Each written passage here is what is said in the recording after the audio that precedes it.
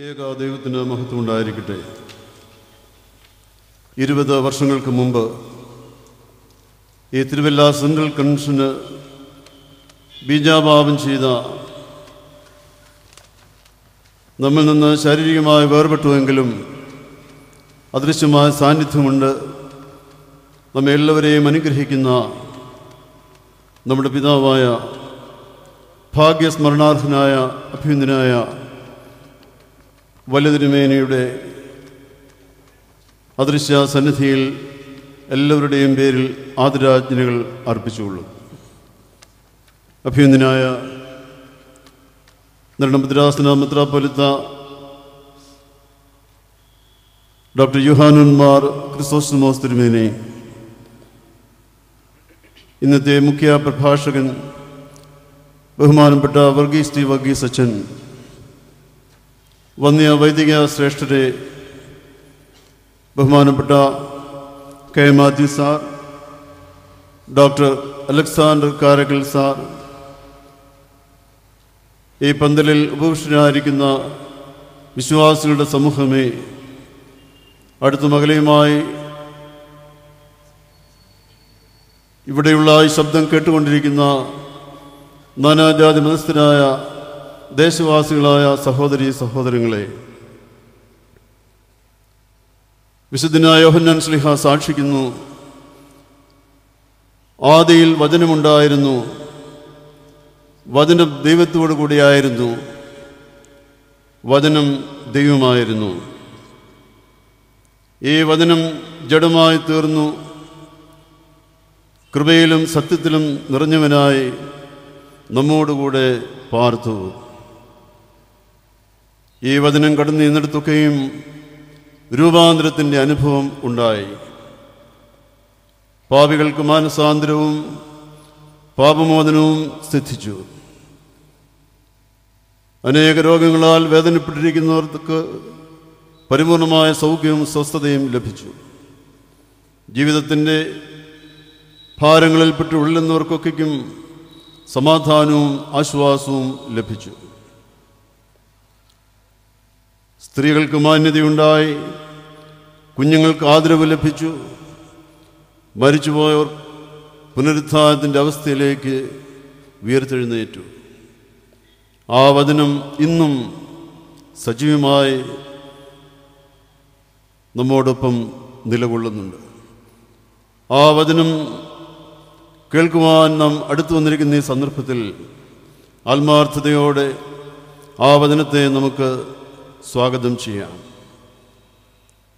മനസ്സുകൾ പൂർണ്ണമായി സമർപ്പിച്ചുകൊണ്ട് ആ വചനത്തെ നമുക്ക് ഹൃദ്യമായി ഈ സന്ദർഭത്തിൽ സ്വീകരിക്കാം. ഒരു രൂപാന്തരത്തിൻ്റെ അനുഭവമായി നമ്മിലെല്ലാവരിലും പരിണമിപ്പാൻ തക്കവണ്ണം ഈ വർഷത്തെ ഈ സെൻട്രൽ കൺവെൻഷൻ യോഗങ്ങൾ നമുക്കെല്ലാവർക്കും അനുഭവമാകട്ടെ എന്ന് ആത്മാർത്ഥമായി പ്രാർത്ഥിച്ചുകൊണ്ട് എൻ്റെ കർത്തവ്യത്തിലേക്ക് ഞാൻ കടക്കുകയാണ്.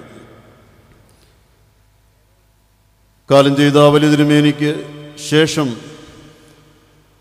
അദ്ദേഹത്തോടൊപ്പം തന്നെയും ഈ ഭദ്രാസനത്തിൻ്റെ എല്ലാ കാര്യങ്ങൾക്കും സജീവമായ നേതൃത്വം നൽകി ഈ സെൻട്രൽ കൺവെൻഷന് ചുക്കാൻ പിടിച്ച് എല്ലാ ഉപദേശങ്ങളോടും കൂടി ഇതിനെ നയിക്കുന്ന ഇന്നത്തെ കൺവെൻഷൻ യോഗത്തിൻ്റെ ഉദ്ഘാടകനായ നമ്മുടെ എല്ലാവരുടെയും പിതാവായ അഭ്യുന്നനായ ഭദ്രാസന മെത്രാപ്പൊലീത്ത വന്യ ക്രിസോസ്റ്റമോസ് തിരുമേനിയെ ഒന്നാമതായി ഞാൻ ഈ കൺവെൻഷനിലേക്ക് സ്വാഗതം ചെയ്യുകയാണ്.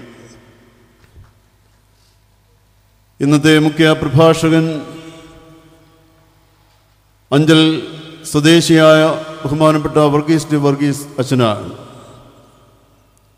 തിരുവനന്തപുരം ഭദ്രാസനത്തിലെ ബാലസമാജം വൈസ് പ്രസിഡൻ്റായിട്ട് അദ്ദേഹം സേവനമനുഷ്ഠിക്കുന്നതോടൊപ്പം മലങ്കര സഭയിൽ ഒരു അറിയപ്പെടുന്ന കൺവെൻഷൻ പ്രസംഗകനായി അദ്ദേഹം പ്രശോഭിച്ചുകൊണ്ടിരിക്കുകയാണ്.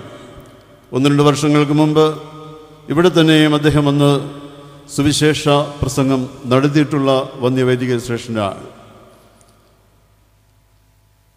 അനുഗ്രഹകരമായ ഒരു ഭാവി ശുശ്രൂഷ ജീവിതമുള്ള ഈ ധന്യനായ പട്ടക്കാരനെ നമുക്ക് ലഭിച്ചു എന്നുള്ളതിൽ ദൈവത്തെ മഹത്വപ്പെടുത്താം. എല്ലാവരുടെയും പേരിൽ ബഹുമാനപ്പെട്ട വർഗീസ് ടി വർഗീസത്തിന് ഹാർദമായ സ്വാഗതം ആശംസിച്ചുകൊള്ളുന്നു. ഈ പ്രസംഗം ഇന്ന് ആരംഭിക്കുന്നതിന് മുൻപ് നമ്മുടെ വലിയ തിരുമേനിയെ അല്പമായെങ്കിലും നോർക്കുവാൻ മക്കളായ നമുക്കെല്ലാവർക്കും ചുമതലയുണ്ട്. ആ തിരുമേനിയെക്കുറിച്ച് അല്പം വാക്കുകൾ സംസാരിപ്പാൻ തക്കവണ്ണം ഏറ്റവും അനുയോജ്യനായ ഒരു വ്യക്തിയാണ് ഇതിൻ്റെ കമ്മിറ്റി തിരഞ്ഞെടുത്തത്. ബഹുമാനപ്പെട്ട കെ മാത്യു സാറിനെ സംബന്ധിച്ചിടത്തോളം അദ്ദേഹത്തെ നേരിട്ട് അദ്ദേഹം പഠിപ്പിച്ച വിദ്യാർത്ഥികൾക്ക് മാത്രമല്ല, നമ്മളെല്ലാവർക്കും തന്നെ ഒരു ഗുരുബോധനായിട്ട് നിലകൊള്ളുന്ന ഒരു വ്യക്തിത്വമാണ്. വന്യ തിരുമനസിനോട് ഏറ്റവും അടുത്ത് ചേർന്ന് അദ്ദേഹത്തിൻ്റെ സുവിശേഷ പ്രവർത്തനങ്ങളിലെല്ലാം തന്നെ സജീവമായി അദ്ദേഹത്തിൻ്റെ ജീവിത ആരംഭം മുതൽ തന്നെ പ്രവർത്തിച്ചിട്ടുള്ള ബഹുമാനപ്പെട്ട കെ മാത്യു സാർ വന്യ വലിതിരുമേനയുടെ ഓർമ്മയിൽ സ്മരണാഞ്ജലി അർപ്പിക്കുന്നു. ബഹുമാനപ്പെട്ട കെ മാത്യു സാറിനെ ഈ സെൻട്രൽ കൺവെൻഷൻ്റെ പേരിൽ ഹാർദവമായിട്ട് സ്വാഗതം ചെയ്യും. ഈ സെൻട്രൽ കൺവെൻഷൻ്റെ കമ്മിറ്റിയിൽ ചുമതല വഹിക്കുന്ന വ്യത്യസ്ത കമ്മിറ്റികളുടെ കൺവീനേഴ്സായിട്ടുള്ള വൈദിക ശ്രേഷ്ഠരെയും ഇതിനുവേണ്ടി ഇത്രമാത്രം ബുദ്ധിമുട്ടുകളും പ്രയാസങ്ങളും സഹിച്ചുകൊണ്ടിരിക്കുന്ന കമ്മിറ്റി അംഗങ്ങളെയും, പ്രത്യേകിച്ച് ഏറ്റവും കൂടുതലായി ഇതിനുവേണ്ടി ബുദ്ധിമുട്ടിയ ഇതിൻ്റെ ജനറൽ സെക്രട്ടറി വന്യ കോശി ഫിലിപ്പച്ചനെയും ഹാർദമായിട്ട് ഈ കൺവെൻഷനിലേക്ക് സ്വാഗതം ചെയ്യുകയാണ്. ബഹുമാനപ്പെട്ട ഡോക്ടർ അലക്സാണ്ടർ കാരക്കൽ എല്ലാ കാര്യങ്ങളിലും നമ്മോടൊപ്പം വേണ്ട ഉപദേശങ്ങളെല്ലാം നൽകി സജീവമായി നേതൃത്വം നൽകുന്ന വന്യ അദ്ദേഹമാണ്. ബഹുമാനപ്പെട്ട കാരക്കൽ സാറിനെ ഹാർദമായിട്ടും സ്വാഗതം ചെയ്യുന്നു. ഈ കൺവെൻഷൻ്റെ അനുഗ്രഹമെന്ന് പറയുന്നത് ഇതിൽ പങ്കെടുക്കുന്ന ആളുകളുടെ ആത്മാർത്ഥമായ സമർപ്പണത്തോടുകൂടിയുള്ള സഹകരണമാണ്. വന്നുചേർന്നിരിക്കുന്ന എല്ലാ ദൈവമക്കളെയും ഒരു ചടങ്ങായി മാത്രം ഇത് പര്യവസാനിപ്പാനിടയാകാതെ നമുക്കെല്ലാവർക്കും ഒരു അനുഗ്രഹത്തിൻ്റെ അനുഭവമായി, ഒരു മാനസാന്തരത്തിൻ്റെ അനുഭവമായി, ഭാവി ജീവിതത്തിൽ സമാധാനത്തിൻ്റെ അനുഭവമായി പരിണമിപ്പാൻ തക്കവണ്ണം ഇത് ഉതകട്ടെ എന്നുള്ള പ്രാർത്ഥനയോടെ വന്നുചേർന്നിരിക്കുന്ന എല്ലാവരെയും, ദൂരെയും ചാരയുമായിരുന്നു കേട്ടുകൊണ്ടിരിക്കുന്ന സകലരെയും ചുരുക്കുകയാണ്. ഇതിന് മാധുര്യമേറിയ ഗാനങ്ങൾ പകർന്നു തരുവാൻ തക്കവണ്ണം അതിന് നേതൃത്വം നൽകുന്ന വന്യ വൈദിക ശ്രേഷ്ഠരെയും, കുറേ ദിവസങ്ങളായി ബുദ്ധിമുട്ടി ഗാനങ്ങളൊക്കെയും പരിശീലിച്ച ഗായക സംഘാംഗങ്ങൾ, മുൻ വർഷങ്ങളിൽ വ്യത്യസ്തമായി ഈ സെൻട്രൽ കൺവെൻഷൻ നടത്തുവാൻ തക്കവണ്ണം യോജിപ്പോടുകൂടി ഈ തിരുവല്ലായിലും പ്രാന്തപ്രദേശങ്ങളിലുമുള്ള ഇടവകളിൽ നിന്ന് തിരഞ്ഞെടുക്കപ്പെട്ടിട്ടുള്ള പ്രതിനിധികളെ ഉൾക്കൊള്ളിച്ചുകൊണ്ടാണ് ഈ വർഷത്തെ ഗായക സംഘത്തിന് രൂപം നൽകിയിരിക്കുന്നത്. ഈ ഗായക സംഘാംഗങ്ങളെയും അല്പമായ അധികമായ ഇതുമായി ബന്ധപ്പെട്ട് സഹകരിക്കുന്ന സകലരെയും ദൈവനാമത്തിൽ സ്വാഗതം ചെയ്തുകൊണ്ട് എൻ്റെ വാക്കുകളെ ചുരുക്കട്ടെ. ദൈവത്തിൻ്റെ വചനം ജീവനും ചൈതന്യമുള്ളതാണ്, ഇരുവായത്തിലുള്ള വാളിനേക്കാളും മൂർച്ചയേറിയതാകുന്നു. വേദവായനയ്ക്കായി ബഹുമാനപ്പെട്ട കുറിയാക്കോസ് കരിപ്പാൽ അച്ഛനെ സവിനയം ക്ഷണിച്ചുകൊള്ളുന്നു. ശുദ്ധമുള്ള ലൂക്കോസ് എവങ്കലിസ്തയുടെ സുവിശേഷം 4-ാം അധ്യായം 16 മുതൽ 24 വരെയുള്ള വാക്യങ്ങൾ. ബാറക്കുമാർ. അവൻ വളർന്ന നസ്രത്തിൽ വന്നു. ശബത്തിൽ തൻ്റെ പതിവ് പോലെ പള്ളിയിൽ ചെന്ന് വായിക്കുവാൻ എഴുന്നേറ്റ് നിന്നു. യെശയ്യാ പ്രവാചകന്റെ പുസ്തകം അവന് കൊടുത്തു. അവൻ പുസ്തകം വിടർത്തി, ദരിദ്രരോട് സുവിശേഷം അറിയിക്കുവാൻ കർത്താവിനെ അഭിഷേകം ചെയ്യുകയാൽ അവൻ്റെ ആത്മാവ് എൻ്റെ മേൽ ഉണ്ട്. ബന്ധനസ്ഥർക്ക് വിടുതലും കുരുടർക്ക് കാഴ്ചയും പ്രസംഗിപ്പാനും പീഡിതരെ വിടുവിച്ചയക്കുവാനും കർത്താവിൻ്റെ പ്രസാദവർഷം പ്രഖ്യാപിക്കുവാനും എന്നെ അയച്ചിരിക്കുന്നു എന്ന് എഴുതിയിരിക്കുന്ന സ്ഥലം കണ്ടു. പിന്നെ അവൻ പുസ്തകം മടക്കി ശുശ്രൂഷക്കാരന് തിരികെ കൊടുത്തിട്ട് ഇരുന്നു. പള്ളിയിലുള്ള എല്ലാവരുടെയും കണ്ണ് അവൻ്റെ മേൽ പതിഞ്ഞിരുന്നു.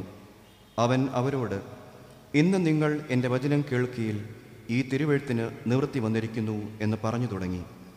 എല്ലാവരും അവനെ പുഴ്ത്തി അവൻ്റെ വായിൽ നിന്ന് പുറപ്പെട്ട ലാവണ്യ വാക്കുകൾ നിമിത്തം ആശ്ചര്യപ്പെട്ട്, ഇവൻ യോസഫിൻ്റെ മകൻ അല്ലയോ എന്ന് പറഞ്ഞു. അവൻ അവരോട്, വൈദ്യ, നിന്നെ തന്നെ സൗഖ്യമാക്കുക എന്നുള്ള പഴഞ്ചൊല്ലും കഫർനഹൂമിൽ ചെയ്തതായി കേട്ടതെല്ലാം ഈ നിന്റെ പിതൃനഗരത്തിലും ചെയ്യുക എന്നും നിങ്ങൾ എന്നോട് പറയും നിശ്ചയം.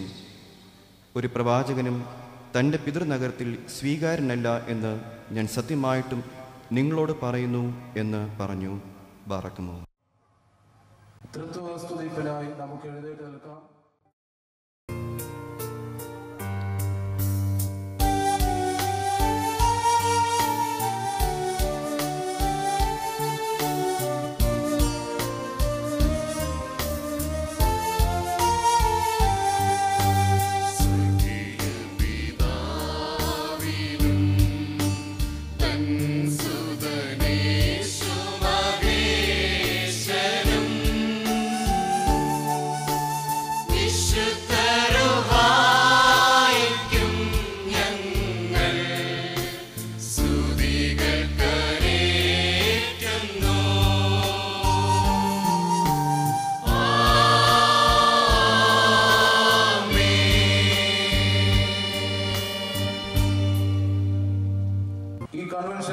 സ്ഥാപക പ്രസിഡന്റായിരുന്ന നമ്മുടെ വലിയ തിരുമേനിയുടെ പിൻഗാമിയും മലങ്കര ഓർത്തഡോക്സ് സുറിയാനി സഭ നിരണം ഭദ്രാസന അധിപനും സഭയുടെ മിഷൻ ബോർഡ് പ്രസിഡന്റുമായ അഭിനന്ദനായ ഡോക്ടർ യുഹാനൻ മോർ ക്രിസോസ്റ്റമോസ് മെത്രാപ്പോലീത്ത തിരുമനസിനെ ഉദ്ഘാടനം നിർവഹിക്കുവാനായി വിനയപുരസരം ക്ഷണിച്ചുകൊള്ളുന്നു.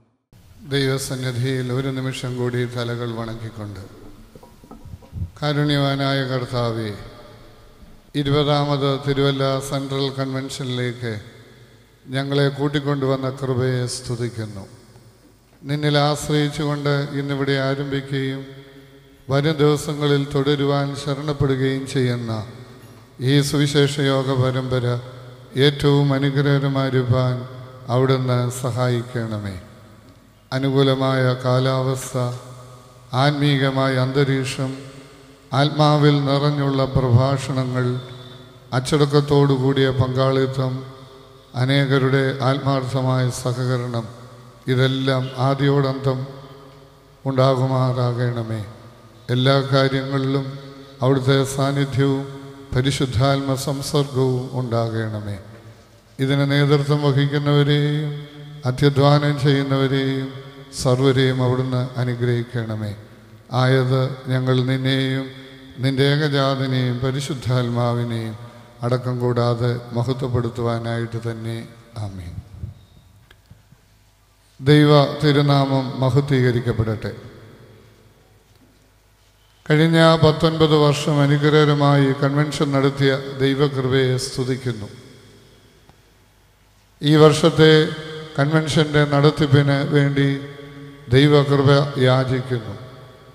ഈ കൺവെൻഷന് തുടക്കം കൊടുക്കുകയും ഇതിനെ വളർത്തുകയും ചെയ്ത് കഴിഞ്ഞ 19 വർഷം നമ്മോടുകൂടി ഉണ്ടായിരിക്കുകയും ഈ വർഷം ദൈവസന്നിധിയിലിരുന്ന് സന്തോഷിക്കുകയും ചെയ്യുന്ന അഭിമന്യനായ വലിയ തിരുമേനിയുടെ സ്മരണകൾക്ക് മുമ്പിൽ ഞാൻ ആദരാഞ്ജലികൾ അർപ്പിക്കുന്നു. ബഹുമാന്യരായ വൈദിക ശ്രേഷ്ഠരെ, മുഖ്യ പ്രഭാഷണം നടത്തുന്ന ബഹുമാനപ്പെട്ട വർഗീസ് ടി വർഗീസ് അച്ഛൻ, ബഹുമാനപ്പെട്ട കെ എം മാത്യു സാർ, കർത്താവിൽ വാത്സല്യമുള്ളവരെ, ചുരുങ്ങിയ വാക്കുകളിൽ ഞാൻ എൻ്റെ ഉദ്ഘാടന കർമ്മം നിറവേറ്റുവാൻ ഞാൻ ആഗ്രഹിക്കുകയാണ്. ഇന്നു മുതൽ ഞായറാഴ്ച വൈകിട്ട് വരെ നടക്കുന്ന എല്ലാ യോഗങ്ങളിലും എല്ലാവരും വന്ന് സമയബന്ധിതമായി പങ്കെടുക്കണം, പ്രാർത്ഥനയോടുകൂടി പങ്കെടുക്കണം എന്ന് ഞാൻ ഓർപ്പിക്കട്ടെ. പലപ്പോഴും ഇങ്ങനെയുള്ള സമ്മേളനങ്ങളിൽ നമ്മുടെ കുഞ്ഞുങ്ങളുടെ സാന്നിധ്യം ഇല്ലാതെ പോകുന്നു എന്നുള്ളത് മനസ്സിലാക്കുകയും അവരെ കൂടെ പങ്കെടുപ്പിക്കുവാനായിട്ട് ശ്രമിക്കുകയും ചെയ്യണം. നിങ്ങൾക്ക് വാഹന സൗകര്യങ്ങൾ ക്രമീകരിച്ചിട്ടുള്ളത് നോട്ടീസ് മുഖേന അറിയിച്ചിട്ടുണ്ട്, അത് പ്രയോജനപ്പെടുത്തണം. ഈ 20ാം കൺവെൻഷൻ്റെ പ്രഥമ രാത്രിയുടെ പ്രഥമ ചിന്തയ്ക്കായി ഞാൻ തിരഞ്ഞെടുത്തിരിക്കുന്ന വേദഭാഗം വിശുദ്ധ മത്തായിയുടെ സുവിശേഷം 22-ാം അധ്യായം 29-ാം വാക്യമാണ്. വിശുദ്ധ മത്തായിയുടെ സുവിശേഷം 22-ാം അധ്യായം 29-ാം വാക്യം: നിങ്ങൾ തിരുവെഴുത്തുകളെയും ദൈവശക്തിയെയും അറിയായിക കൊണ്ട് തെറ്റിപ്പോകുന്നു എന്ന്. നിങ്ങൾ തിരുവെഴുത്തുകളെയും ദൈവശക്തിയെയും അറിയായിക കൊണ്ട് തെറ്റിപ്പോകുന്നു. ഇത് നമ്മുടെ കർത്താവ് കൽപ്പിച്ചരുളി ചെയ്തിട്ടുള്ള ഒരു വേദഭാഗമാണ്. വിശുദ്ധ മത്തായിയുടെ സുവിശേഷം 22-ാം അധ്യായത്തിൽ തന്നെ വാക്കിൽ കൊടുക്കേണ്ടതിന് 2 കൂട്ടർ വരുന്നു. പത്രക്കാര് പലരോടും ചോദ്യങ്ങൾ ചോദിച്ച് പുതിയ പുതിയ വിഷയങ്ങൾ ഉണ്ടാക്കുന്നത് പോലെ കർത്താവിനെ വാക്കിൽ കൊടുക്കുക എന്നുള്ള ഏക ഉദ്ദേശത്തോടെ കേൾക്കുക, പഠിക്കുക, ഗ്രഹിക്കുക, അതനുസരിച്ച് ഒരു രൂപാന്തരത്തിന് തയ്യാറാകുക എന്നുള്ളതല്ല, കേവലം അവനെ വാക്കിൽ കൊടുക്കുക എന്നുള്ള ഏക ആഗ്രഹത്തോടുകൂടി ഒന്നാമത് പരീശന്മാർ അവൻ്റെ അടുത്ത് വന്നിട്ട് ചോദിക്കുന്നു, കൈസർക്ക് കരം കൊടുക്കുന്നത് വിഹിതമോ എന്ന്. കർത്താവ് അതിന് ഉചിതമായ മറുപടി നൽകി, കൈസർക്കുള്ളത് കൈസർക്കും ദൈവത്തിനുള്ളത് ദൈവത്തിനും. പരീശന്മാർ പരാജയപ്പെട്ടു എന്ന് കണ്ടപ്പോൾ രണ്ടാമതൊരു കൂട്ടർ വരുന്നത് സദൂക്യരാണ്. അവരെക്കുറിച്ച് തിരുവചനം പറയുന്നു, പുനരുദ്ധാനം എന്നുള്ളതിൽ വിശ്വാസമില്ലാത്ത ഒരു കൂട്ടരാണ് സദൂക്യർ. കർത്താവിനെ വാക്കിൽ കൊടുക്കുവാനായി അവൻ്റെ മുമ്പിൽ അവതരിപ്പിക്കുന്ന വിഷയം മോശയുടെ നിയമപ്രകാരം യഹൂദ സംസ്കാരത്തിൽ നിലവിലിരുന്ന ദേവര വിവാഹം എന്ന് പറയുന്ന ഒരു വിഷയം അവതരിപ്പിച്ചുകൊണ്ടാണ്. ഒരു വീട്ടിൽ ആദ്യത്തെ പുരുഷ സന്തതി വിവാഹിതനായി കുട്ടികളില്ലാതെ മരിച്ചാൽ സഹോദരൻ ആ സ്ത്രീയെ വിവാഹം കഴിക്കാം, സന്തതിയെ ജനിപ്പിക്കാം. ഈ രീതി അനുസരിച്ച് ഒരു വീട്ടിൽ 7 സഹോദരന്മാരുണ്ടായിരുന്നു. ഒന്നാമത്തവൻ വിവാഹം കഴിച്ചു, മക്കളില്ലാതെ മരിക്കുന്നു. രണ്ടാമത്തവനും അതുപോലെ തന്നെ. 3, 4, 5, 7 പേരും അങ്ങനെ തന്നെ മരിക്കുന്നു. ഇവർക്കറിയേണ്ടത് പുനരുദ്ധാനത്തിൽ ഈ സ്ത്രീ ആരുടെ ഭാര്യയായിരിക്കും? ഇവിടെ അവൾ 7 പേർക്കും ഭാര്യ ആയിരുന്നല്ലോ എന്ന്. ഈ ചോദ്യത്തിന് കർത്താവ് പറയുന്ന മറുപടിയാണ്, തിരുവെഴുത്തുകളെയും ദൈവശക്തിയെയും നിങ്ങൾ അറിയായികയാൽ നിങ്ങൾ തെറ്റിപ്പോകുന്നു എന്ന്. ഇന്ന് ക്രൈസ്തവ സമൂഹത്തിൽ ആശാസ്യമല്ലാത്ത ധാരാളം പ്രവണതകൾ വ്യാപകമാകുന്നു എന്നുള്ളത് എന്നെപ്പോലെ നിങ്ങളും മനസ്സിലാക്കുന്നുണ്ട് എന്ന് ഞാൻ കരുതട്ടെ. നമ്മുടെ ഇടയിൽ പെരുകി വരുന്ന അപജയങ്ങൾ, ഏറുന്ന ജീർണതകൾ, വ്യാപകമാകുന്ന അരാജകത്വങ്ങൾ, ഇതെല്ലാം നമ്മൾ അവലോകനം ചെയ്തു നോക്കിയാൽ നമ്മൾ ചെന്നെത്തുന്നത് തിരുവെഴുത്തിനെ കുറിച്ചുള്ള ഒരറിവില്ലായ്മയാണ്. ബിബ്ലിക്കൽ ഇല്ലിറ്ററസി എന്നതിന് പറയും. വേദപുസ്തക ജ്ഞാനമില്ലായ്മ ക്രൈസ്തവ സമൂഹത്തെ അന്ധകാരത്തിലേക്ക് നയിക്കുന്നു എന്ന് പറഞ്ഞാൽ അതൊരു അതിശയോക്തിയല്ല, യാഥാർത്ഥ്യം മാത്രമാണ്. സാംസ്കാരിക കേരളത്തിൻ്റെ അഭിമാനമായ ശ്രീമതി സുഗതകുമാരി ടീച്ചർ ഈ അടുത്തിടെ നടത്തിയ ഒരു പ്രസ്താവന നിങ്ങൾ പത്രത്തിലൂടെ വായിച്ചിട്ടുണ്ടാകും. മലയാളിയുടെ സാമ്പത്തിക പുരോഗതി നമ്മുടെ ആത്മീയതയുടെ അടിത്തറ ഇളക്കിയിരിക്കുന്നു എന്ന്. മലയാളി സമൂഹത്തെ മൊത്തമായി നോക്കിക്കൊണ്ടാണ് സുഗതകുമാരി ടീച്ചർ ഈ പ്രസ്താവന നടത്തുന്നത് എങ്കിലും എൻ്റെ വായനയിൽ എനിക്ക് തോന്നുന്നത് അത് നമ്മുടെ ഒരു സമൂഹത്തെ മാത്രം നോക്കിക്കൊണ്ടാണോ എന്ന് ഞാൻ സംശയിക്കുന്നു. സാമ്പത്തികതയുടെ അതിപ്രസരവും ഭൗതികതയുടെ അമിതമായ സ്വാധീനവും നമ്മുടെ ആത്മീയതയുടെ അടിത്തറ ഇളക്കി കഴിഞ്ഞിരിക്കുന്നു. ഞാൻ കഴിഞ്ഞ ദിവസം ഒരു ദേവാലയത്തിൽ ഒരു ശുശ്രൂഷയ്ക്ക് പോയി. അവിടുത്തെ പെരുന്നാൾ കഴിഞ്ഞിട്ട് അധികം ദിവസമായില്ല. ആ ദേവാലയത്തിൻ്റെ പെരുന്നാളിൻ്റെ നോട്ടീസ് ആ മേശപ്പുറത്ത് കിടന്നത് ഞാൻ വെറുതെ ഒന്ന് മറിച്ചു നോക്കി. റാസയ്ക്ക് 6 വിധത്തിലുള്ള പഞ്ചവാദ്യ മേളങ്ങൾ ആയിരുന്നു. ഇതെല്ലാം സ്പോൺസർ ചെയ്യുവാൻ ആൾക്കാരുണ്ട്. അവരുടെ പേര് സഹിതമാണ്. എനിക്കിതിൻ്റെ എല്ലാം പേരുകൾ ഓർത്തിരിക്കാനും അറിയില്ല, പറയാനും കഴിയില്ല. ഒരാത്മീക സമൂഹം എന്ന് പറയുമ്പോൾ ആത്മീകതയേക്കാൾ ലൗകികത വ്യാപകമാകുകയാണെങ്കിൽ അതിനെങ്ങനെ ഒരു ക്രൈസ്തവ സമൂഹം എന്ന് വിളിക്കുവാനായിട്ട് സാധിക്കും? ആത്മീയം എന്ന് പറയുന്നത് ലൗകികം അല്ലാത്തത് എന്നാണ് അതിനൊരർത്ഥം. ലോകത്തിൽ നിന്ന് വളരെ വ്യത്യസ്തമായി ജീവിക്കേണ്ട ഒരു സമൂഹം. ഇത് 6 ആവശ്യമുണ്ടോ എന്ന് ചോദിച്ചാൽ ഇത് ഞങ്ങളുടെ പള്ളി, ഞങ്ങളുടെ പെരുന്നാൾ, ഞങ്ങളുടെ പണം എന്നുള്ള മറുപടി ആയിരിക്കും കേൾക്കുക.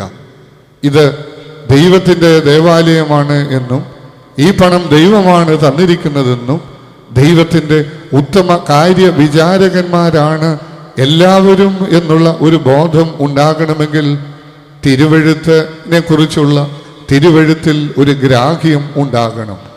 അപ്പോൾ തിരുവെഴുത്തുകളുടെ അജ്ഞത, തിരുവചനത്തിൻ്റെ അന്യവൽക്കരണം അപകടകരമായ അവസ്ഥയിലേക്കാണ് നമ്മെ കൊണ്ട് എത്തിച്ചിരിക്കുന്നത്. ഇത് നമ്മൾ കണ്ണു തുറന്ന് കണ്ടേ മതിയാകുകയുള്ളൂ. അതുകൊണ്ട് പ്രിയമുള്ളവരെ, ആശാസ്യമല്ലാത്ത കാര്യങ്ങൾ വ്യാപകമാകുന്നത് ഈ തിരുവെഴുത്തുകളെയും ദൈവശക്തിയെക്കുറിച്ചുള്ള അറിവില്ലായ്മ കൊണ്ട് മാത്രമാണ്. ഇത് ആർഭാടങ്ങൾ വർദ്ധിപ്പിക്കുവാനും ആഘോഷങ്ങൾ പെരുക്കുവാനും അതുപോലെയുള്ള കാര്യങ്ങൾ മാത്രം ഊന്നൽ കൊടുക്കുവാൻ മാത്രമേ ഇന്നത്തെ പ്രവണത സഹായിക്കുകയുള്ളൂ. അതുകൊണ്ട് തിരുവചനത്തെ ജീവിതത്തിൻ്റെ ഭാഗമാക്കി തീർത്ത് അതിൽ നിന്നൊരു ഉൾക്കാഴ്ച ഉൾക്കൊണ്ടുകൊണ്ട് തന്നെ ലോകത്തിൽ ദൈവം നമ്മെ ആക്കി വെച്ചിരിക്കുന്നിടത്ത് ദൈവിക നിയോഗം നിറവേറ്റുവാൻ ദൈവം എല്ലാവർക്കും കൃപ നൽകട്ടെ എന്ന് ആഗ്രഹിച്ചുകൊണ്ട് പ്രാർത്ഥിച്ചുകൊണ്ട് ഞാൻ ഈ വർഷത്തെ ഈ കൺവെൻഷൻ യോഗ പരമ്പര ദൈവനാമത്തിൽ ഉദ്ഘാടനം ചെയ്തുകൊള്ളുന്നു. സ്നേഹത്തിൻ്റെ അപ്പോസ്തലനായി, സാമൂഹ്യ പ്രതിബദ്ധതയുടെ പ്രവാചകനായി, പാവങ്ങളുടെ ശബ്ദമായി, 5ാം സുവിശേഷമായി മലങ്കര സഭയിൽ, ഭാരത സഭയിൽ മുഴുവനായി മുഴങ്ങിക്കേട്ട ഭാഗ്യസ്മരണാർഹനായ അഭിനന്ദനായ ഡോക്ടർ ഗീവറീസ് മാർ ഒസ്താത്യോസ് തിരുമേനിയെ അനുസ്മരിക്കുന്ന നിമിഷങ്ങളിലൂടെ നാം കടന്നു പോകുന്നു. അഭിനന്ദ പിതാവ് ജീവശ്വാസം പോലെ ഏറ്റുപാടിയ ഒരു പാട്ട് നമുക്കേവർക്കും സുപരിചിതമാണ്.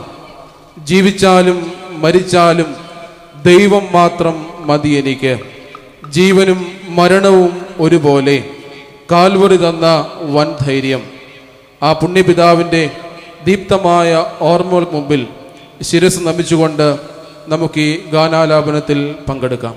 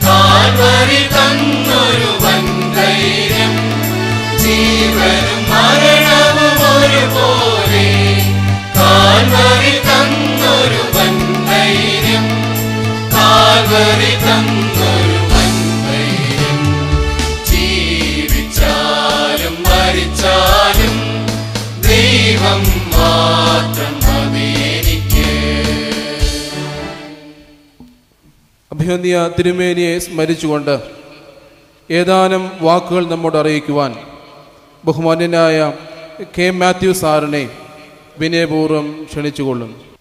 ദൈവ തിരുനാമം മഹത്വപ്പെടട്ടെ. അഭിവന്യ തിരുമേനി, ബഹുമാനപ്പെട്ട ശ്രേഷ്ഠ വൈദികരെ, പ്രിയപ്പെട്ട വിശ്വാസികളുടെ സമൂഹമേ, ഈ നിമിഷം ഇവിടെ നിൽക്കുമ്പോൾ 19 വർഷങ്ങൾക്ക് മുമ്പ് ഇതേ വേദിയിൽ ഇതേ സ്ഥാനത്ത് നിന്നുകൊണ്ട് വിശുദ്ധ യോഹന്നാൻ്റെ സുവിശേഷം 1-ാം അധ്യായം 1 മുതൽ 18 വരെയുള്ള വാക്യങ്ങൾ വായിച്ചത് എൻ്റെ സ്മരണയിൽ വരികയാണ്. ഇതുപോലെയുള്ള മഹത്തായ ഒരു കൺവെൻഷൻ ആരംഭിക്കുന്നതിന് ദർശനം കാണുകയും 2 വിശുദ്ധന്മാരുടെ മധ്യത്തിൽ സീനായി മലയുടെ അടിവാരം പോലെ മനോഹരമായ ഈ സ്ഥലത്ത് ദൈവവചനം കേൾക്കാൻ സംവിധാനം ചെയ്യുകയും ചെയ്ത ആ മഹാവ്യക്തിയുടെ മുമ്പിൽ ഞാൻ ശിരസ് നമിക്കുകയാണ്. ഇപ്പോൾ നാം ഇവിടെ പാടിക്കേട്ടതുപോലെ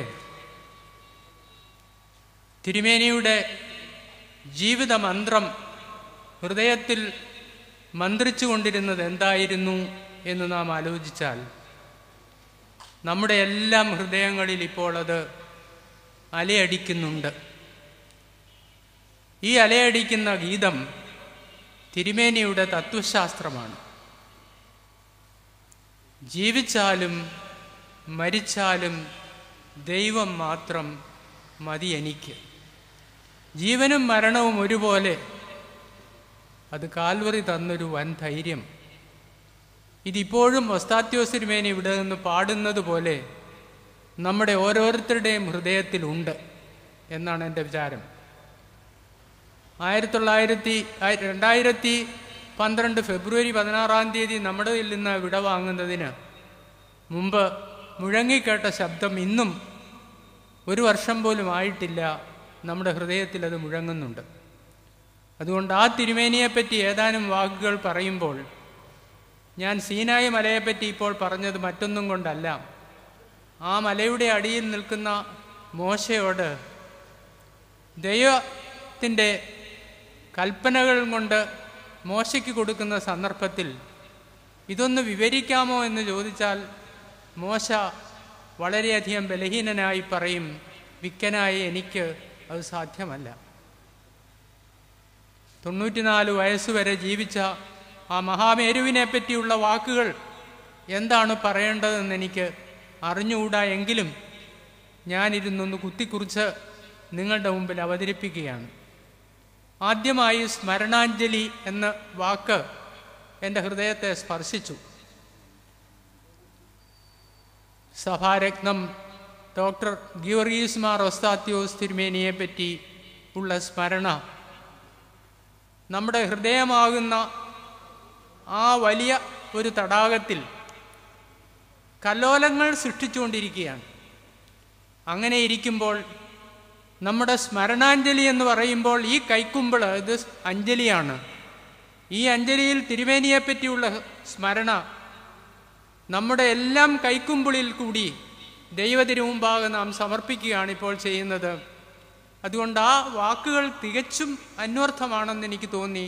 സ്മരണാഞ്ജലി ഭാരത സംസ്കാരത്തിന് അനുയോജ്യമായിട്ടുള്ള ഒന്നാണ്. ഇനിയും വളരെ ചുരുക്കമായിട്ട് ഞാൻ ഏതാനും കാര്യങ്ങൾ തിരുമേനിയെപ്പറ്റി പറയുകയാണ്.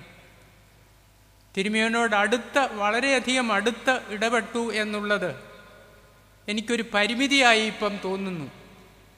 തിരുമേനിയുടെ പുസ്തകങ്ങൾ വായിക്കുകയും അതിനെപ്പറ്റി പ്രഭാഷണം നടത്തുകയും ചെയ്യാൻ പറഞ്ഞാൽ മഹാന്മാരായ ആളുകൾക്ക് അവരുടെ വാക്ധോരണി ധാരാളമായി വരും. പക്ഷേ എനിക്ക് തിരുമേനിയുടെ 33 വയസ്സ് മുതൽ 94 വയസ്സ് വരെയുള്ള അടുത്ത പരിചയം കൊണ്ട് ഞാൻ എന്താണ് പറയേണ്ടത്, പറഞ്ഞാൽ അത് തെറ്റിപ്പോകുമോ, തിരുമേനിയുടെ ആ വലിയ ആ മഹത്വത്തിന് എന്തെങ്കിലും കുറവ് വരുമോ എന്നുള്ള ഭയമാണ് ഇപ്പോൾ എന്നെ ഭരിക്കുന്നത്. പിന്നെ ഒരു കാര്യം മാത്രം എനിക്ക് ആശ്വാസം തരുന്നു. ഈ കേൾക്കുന്ന ആളുകൾക്കൊക്കെയും ഒസ്താത്യോസ് തിരുമേനിയെപ്പറ്റി നന്നായിട്ട് അറിയാം, നല്ലതേ അവരുടെ ഹൃദയത്തിൽ ഉള്ളുതാനും.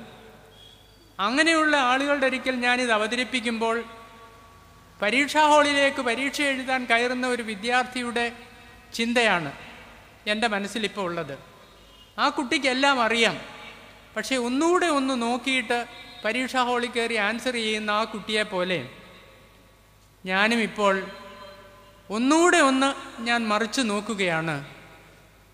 എല്ലാവരുടെ ഹൃദയത്തിൽ തിരുമേനിയെപ്പറ്റിയുള്ള വ്യക്തമായ ധാരണ ഉണ്ടെന്ന് എനിക്കറിയാം. തിരുമേനിയുടെ ജീവിതത്തെ 3 ഘട്ടങ്ങളായി തിരിക്കാം. ഒന്ന്, എൻ്റെ 33 വയസ്സ് വരെയുള്ള ജോർജൂട്ടി എന്ന പേരിനാൽ അറിയപ്പെട്ടിരുന്ന കാലഘട്ടം. പിന്നീട് വൈദിക വൃത്തിയിലേക്ക് പ്രവേശിച്ച 24 വർഷം.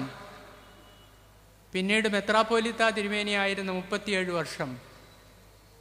ഈ കാലഘട്ടത്തിലെല്ലാം 94 വയസ്സുവരെ ഒരു സുവിശേഷ പ്രസംഗമാണ് ആ ജീവിതം നടത്തിയത്. എന്തുകൊണ്ട് അതൊരു സുവിശേഷ പ്രസംഗമായിരുന്നു എന്ന് ഞാൻ പറയുന്നു. ഒന്നാമത്തെ കാര്യം, യോഹന്നാൻ സ്നാപകൻ ഏത് കുടുംബത്തിൽ ജനിച്ചുവോ ആ മാതാപിതാക്കന്മാരുടെ ജീവിതത്തെപ്പറ്റി ബൈബിളിൽ രേഖപ്പെടുത്തിയിരിക്കുന്ന എന്താണോ അതുപോലെയുള്ള ഒരു ചിത്രമാണ് മാവേലിക്കരെ ഒസ്താത്യോസ് തിരുമേനിയുടെ കുടുംബത്തിൽ നിന്ന് നമുക്ക് ദർശിക്കാൻ കഴിയുന്നത്. ഭക്തശിരോമണിയായ ഒരു മാതാവും അതിനനുയോജ്യനായ ഒരു ഭർത്താവും തങ്ങളുടെ വീട്ടിൽ ജനിച്ചു കിട്ടിയ ആ കുട്ടിയെ ദൈവിക പരിപാലനത്തിനു വേണ്ടി വളർത്തിയെടുത്തു എന്ന് പറയുമ്പോൾ അവിടെ ദൈവവചനത്തിൻ്റെ ഒരു ആവേശകരമായ ഒരു പ്രതിഫലനമാണ് ഈ ജോർജ് കുട്ടിയിൽ കൂടെ നാം കണ്ടത്.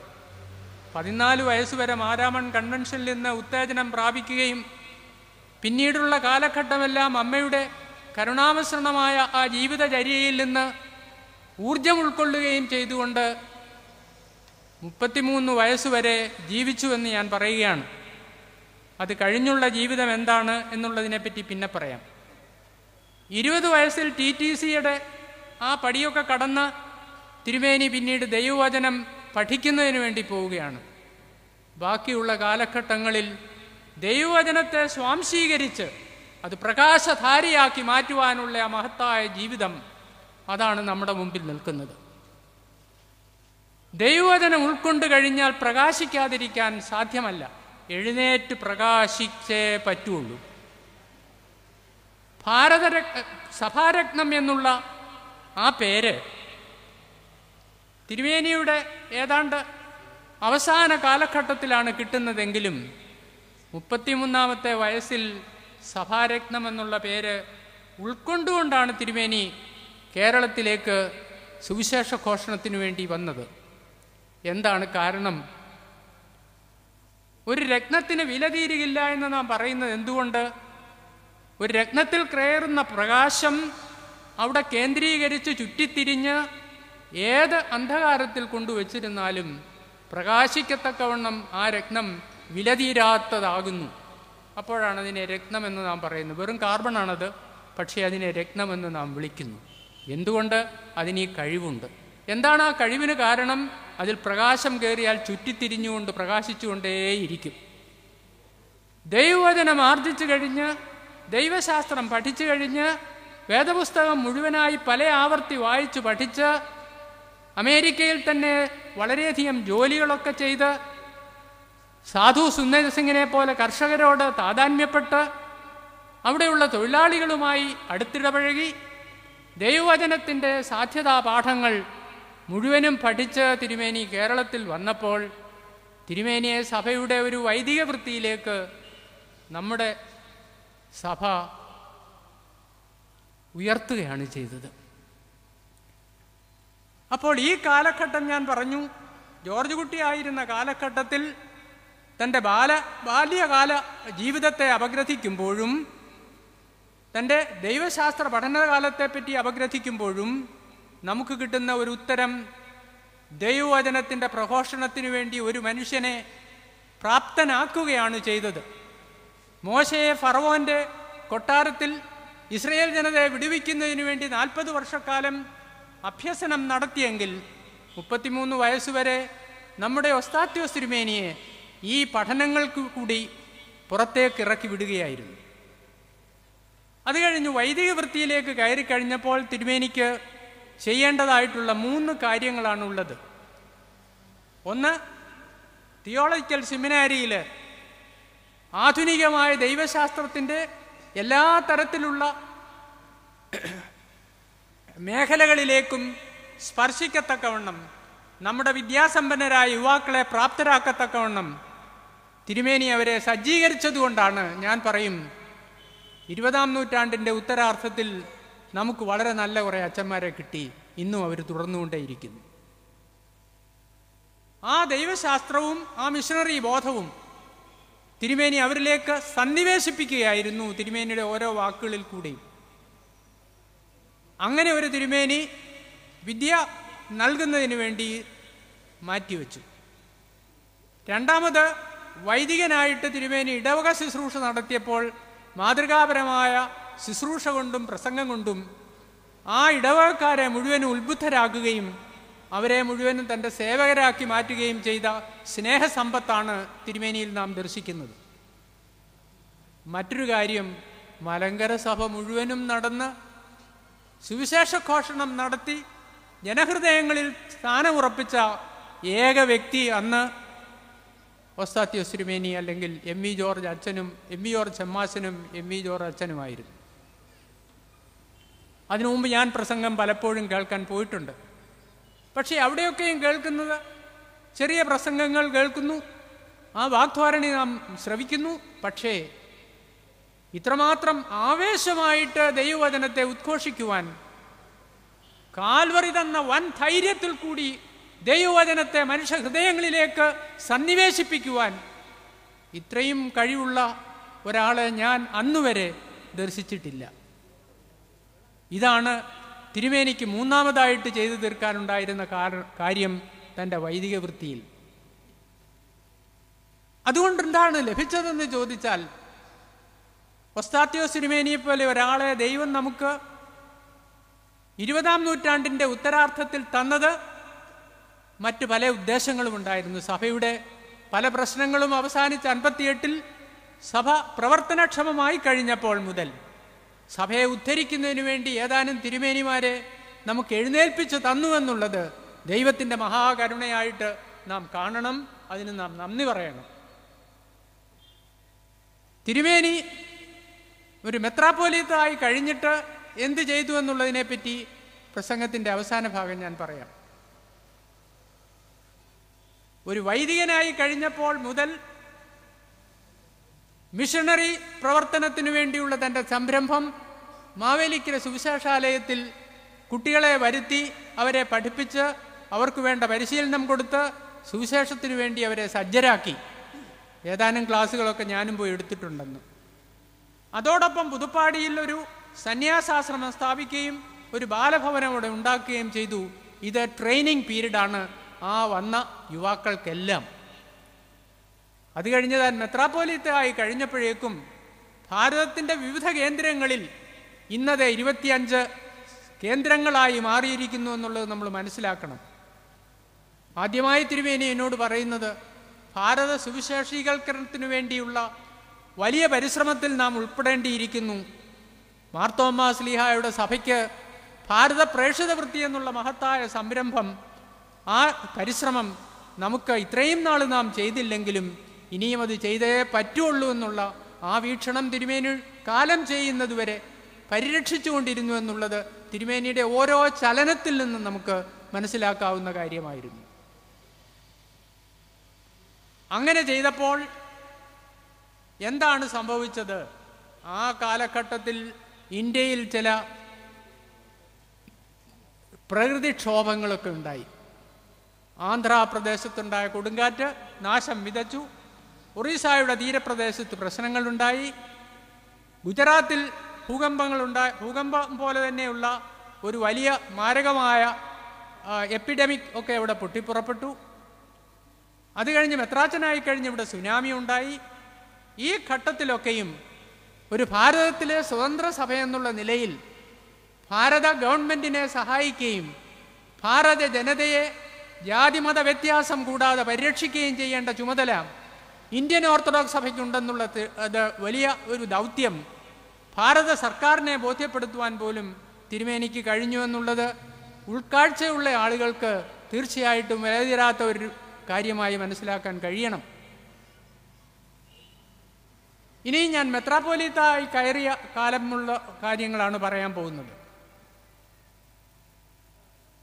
1975 തിരുമേനി മെത്രാപ്പോലീത്തായി കഴിഞ്ഞ് നിരണം ഭദ്രാസനത്തിൻ്റെ ചുമതല ഏറ്റെടുക്കുന്ന കാലത്തെ പറ്റിയുള്ള ഒരു ചർച്ചയിൽ എന്തുകൊണ്ട് ഒസ്താത്യോസ് തിരുമേനിക്ക് നിരണം ഭദ്രാസനം കൊടുക്കുന്നു? ഒന്ന്, മാർത്തോമായുടെ ദേവാലയം സ്ഥിതി ചെയ്യുന്ന ഈ ഭദ്രാസനം. 2, മധ്യ തിരുവിതാംകൂറിലെ വളരെയധികം പ്രബുദ്ധരായ നസ്രാണി ക്രിസ്ത്യാനികൾ ഉൾക്കൊള്ളുന്ന ഒരു സ്ഥലം. ഭാരതത്തിൻ്റെ സുവിശേഷീകരണത്തിനു വേണ്ടി ഊർജവും പണവും എല്ലാം കൊടുക്കാൻ കഴിവുള്ള ഒരു ജനത എന്നുള്ള നിലയിൽ ഒസ്താത്യോസ് തിരുമേനിയുടെ ആവേശവും കൂടെ ആകുമ്പോൾ തീർച്ചയായിട്ടും ഭാരതത്തിന് സംഭാവന കൊടുക്കാൻ കഴിയും എന്നുള്ള തീരുമാനമാണ് ഒസ്താത്യോസ് തിരുമേനിയെ നിരണം ഭദ്രാസനം മെത്രാപ്പോലീത്താക്കാൻ കഴിഞ്ഞത്. മറ്റൊരു കാര്യം, സർവ ഭദ്രാസനങ്ങളെയും കോർഡിനേറ്റ് ചെയ്യണമെങ്കിൽ എല്ലാവർക്കും അംഗീകാരയോഗ്യനായ ആരുണ്ട്, ഒരു ബിഷപ്പ് ആരുണ്ട് എന്ന് അന്വേഷിക്കുമ്പോൾ നമുക്കറിയാം, ഭാരതത്തിൻ്റെ ഏത് കോണിലെന്നല്ല, നമ്മുടെ ഭദ്രാസനങ്ങൾ സ്ഥിതി ചെയ്യുന്നിടത്തെല്ലാം തിരുമേനിയുടെ സാന്നിധ്യം കൊണ്ട് അവിടെ തീർച്ചയായിട്ടും കാര്യങ്ങൾ ഭംഗിയായി നടക്കുമെന്നും ആളുകൾ തിരുമേനിയെ സ്വീകരിക്കുമെന്നും സ്വീകരിക്കുന്നതിനനുസരിച്ച് ആളുകൾ പ്രബുദ്ധരാകുമെന്നും അറിയാമായിരുന്നത് കൊണ്ടാണ് ഒസ്താത്യോസ് തിരുമേനി നിരണം ഭദ്രാസനത്തിൻ്റെ ആളായി മാറിയത്. അപ്പോഴും തിരുമേനി തൻ്റെ സുവിശേഷ ഘോഷണം മാറ്റിയിരുന്നില്ല. അപ്പോഴും തിരുമേനി തൻ്റെ അധ്യാപനം മുടക്കിയില്ല. അപ്പോഴും നല്ല പുരോഹിതന്മാരാണ് ഒരു സഭയ്ക്ക് മുതൽക്കൂട്ടെന്ന് മനസ്സിലാക്കിക്കൊണ്ട് അന്നുണ്ടായിരുന്ന നല്ല ഒരു ടീമുണ്ട്. ജോഷുവാച്ചനുണ്ട്, ഗ്രിഗോറിയോസ് തിരുമേനിയുണ്ട്, അതുപോലെയുള്ള പ്രഗത്ഭരായ മറ്റുള്ള ആളുകളുമുണ്ട്. അവരെല്ലാം ചേർത്ത് നല്ല വൈദികരെ സൃഷ്ടിക്കുന്ന ആ ക്യാമ്പയിനിൽ നിന്ന് ഒരിക്കലും തിരുമേനി മാറി നിന്നിട്ടില്ല. മൂന്നാമതായിട്ട് നാം കാണുന്നത്, ഈ കാലത്താണ് തിരുമേനിക്ക് അഗതികളെ സംരക്ഷിക്കുന്നതിനും ഒക്കെയുള്ള ഇതുണ്ടായത്. സാൽവേഷൻ ആർമിയുടെ സ്ഥാപകൻ്റെ ഒരു വാക്യമുണ്ട്, സോപ്പ് സൂപ്പ് സാൽവേഷൻ എന്ന് പറയും. ആദ്യമായി ജനങ്ങൾക്ക് സോപ്പും സൂപ്പും കൊടുക്കണം. കൊടുത്തു കഴിഞ്ഞ് മാത്രമേ അവരോട് രക്ഷയെപ്പറ്റിയുള്ള സുവിശേഷം പറഞ്ഞാൽ ഏൽക്കുകയുള്ളൂ. അതുപോലെ തന്നെ തിരുമേനി താൻ അറിയാത്ത അഗതികളായ, കുഷ്ഠരോഗികളായ, എയ്ഡ്സ് ബാധിതരായ ആളുകളുടെ മക്കളെ പുനരധിവസിപ്പിക്കുന്നതിനുള്ള മഹത്തായ സംരംഭം ജാതിമത ഭേദമന്യേ തിരുമേനി ചെയ്തു കൊടുത്തു എന്നുള്ളത് തിരുമേനിയുടെ ഒരു വീക്ഷണത്തിൽ നിന്ന് നമുക്ക് മനസ്സിലാക്കാം. ത്രിയേക ദൈവം, എല്ലാവർക്കും ദൈവം, ഹിന്ദുവിനും മുസൽമാനും. ത്രിയേക ദൈവത്തിൻ്റെ മക്കളാണ് എല്ലാവരുമെങ്കിൽ എങ്ങനെ നമുക്ക് വിഭാഗീയത പുലർത്താൻ കഴിയും? കാണുന്ന ഓരോ വ്യക്തിയും ദൈവത്തിൻ്റെ മകനാണെന്ന് കണ്ടെത്താനുള്ള ആർജവം നമുക്കുണ്ടാവണം. എങ്കിൽ മാത്രമാണ് ഒരു ക്രൈസ്തവ ചൈതന്യം അവൻ്റെ ഉള്ളിൽ തുടിക്കുന്നത്.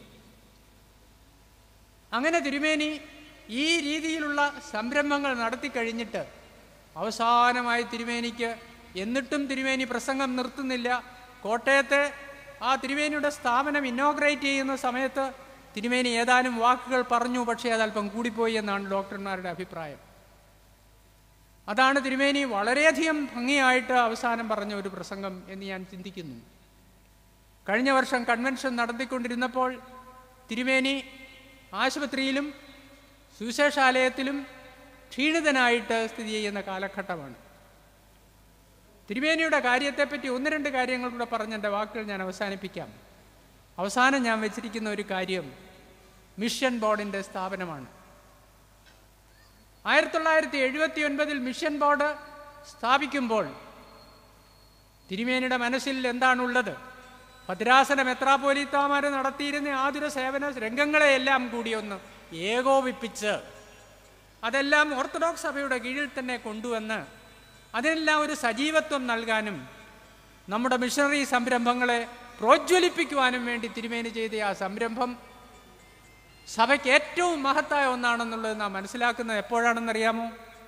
ജൂലൈയിൽ സെൻറ് തോമസ് ഡേയോടനുബന്ധിച്ച് നാം നടത്തുന്ന കവർ കളക്ഷനിൽ ഓർത്തഡോക്സ് സഭയിലുള്ള അംഗങ്ങൾ കൈയയച്ച് സംഭാവന കൊടുത്തതിൻ്റെ ഫലമായിട്ട് ആ കമ്മിറ്റി കൂടി തുക വിഭജിക്കുന്ന സമയത്ത് പലപ്പോഴും ഞാൻ കണ്ടിട്ടുണ്ട്, ഓരോ ആതുരാലയത്തിനും ഓരോ 50,000 75,000 രൂപയൊക്കെ ഇങ്ങനെ കൊടുക്കാനായിട്ട് നമ്മുടെ ആളുകൾ കൈയയച്ച് കൊടുത്തു.